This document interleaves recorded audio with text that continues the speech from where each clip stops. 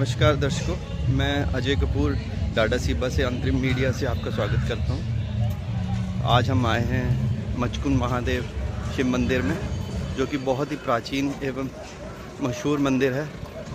आइए जानते हैं, अंदर पंडित जी से भी बात करेंगे और जानेंगे इस मंदिर की महत्ता और कुछ दृश्य आपको दिखाऊंगा। आइए।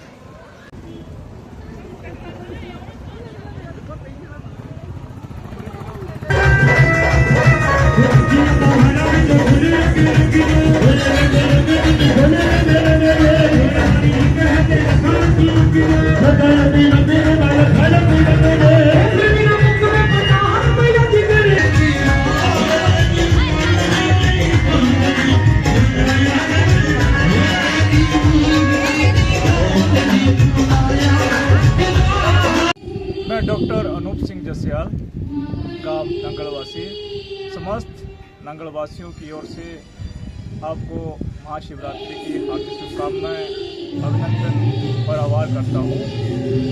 हम इस मंदिर में इसके बारे में हम जानने की कोशिश करेंगे तो ये मंदिर जो है बहुत प्राचीन है। ये मंदिर जो है सबसे पहले जब बॉम्ब डैम बना तो नीचे था, लेकिन इसका इतिहास के बारे में जाने तो इतिहास बहुत ही समृद्ध है।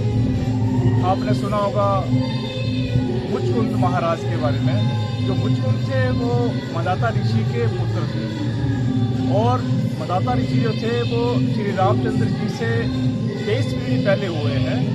तो जो मुचकुंद राजा थे उनके द्वारा ही इस मंदिर की स्थापना की गई। आपने सुना होगा विष्णु पुराण में एक प्रसंग आता है, जब श्री कृष्ण जो है उनके पीछे का युद्ध होता है काल यवन राक्षस के साथ, और वो जो राक्षस है वो श्री कृष्ण अपना छुड़ाकर आगे के चलते हैं और राक्षस उनके पीछे।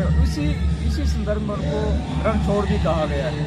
अब इसकी कहानी है महाराजा मुचकुंद से संबंधित। महाराजा मुचकुंद एक बार कहा जाता है कि देवताओं की ओर से राक्षसों के लड़ने के लिए स्वर्ग में गए, और वहाँ 100 साल तक युद्ध चलता रहा, और युद्ध में अंत में देवताओं की विजय होती है।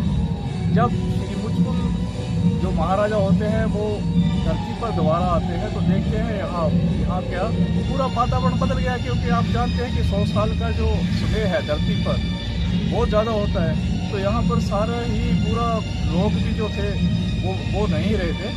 तो मुचकुंद महादेव जो मुचकुंद थे राजा, उन्होंने विष्णु जी से यही कहा कि अब मैं बहुत थक गया हूँ, मुझे कोई पहचानता भी नहीं धरती लोक पर, तो मुझे आराम की ज़रूरत है और मैं सोना चाहता हूँ अभी। तो विष्णु जी ने उनको ये वरदान दिया था कि आप कहीं भी आराम करिए जाकर, जो भी आपको टच करेगा या आपको छुएगा उसका विनाश हो जाएगा, वो जल जाएगा। तो यही जो आपको मैंने पहले बताया कि श्री कृष्ण को जब रणछोड़ बोला गया है,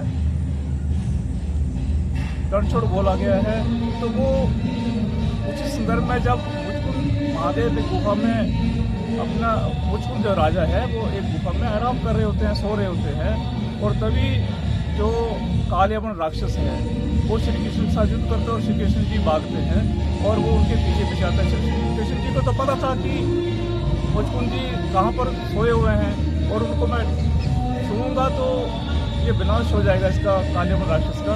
तो जैसे ही वो गुफा में जाते हैं और अपनी पीताम्बरी जो है महाराजा मुचकुंद के ऊपर उड़ा देते हैं, और जैसे ही राक्षस आता है पीछे जो तो देखता है कि वहाँ पर पीताम्बरी उड़े, तो वो उनको बोलता है कि अच्छा तो यहाँ सोया हुआ है। जैसे ही वो उनको छूते हैं और तभी जो है उनको वो जल जाते हैं, उनका विनाश हो जाता है।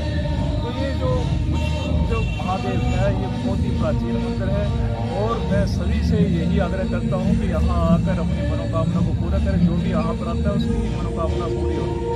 और ये भव्य जो समारोह आज आप देख रहे हैं, ये सारा समस्त नंगलवासी जो है और आसपास के जितने भी गांव हैं, पंचायतें हैं, सभी के सहयोग से ही ये सारा बहुत संपन्न हुआ है।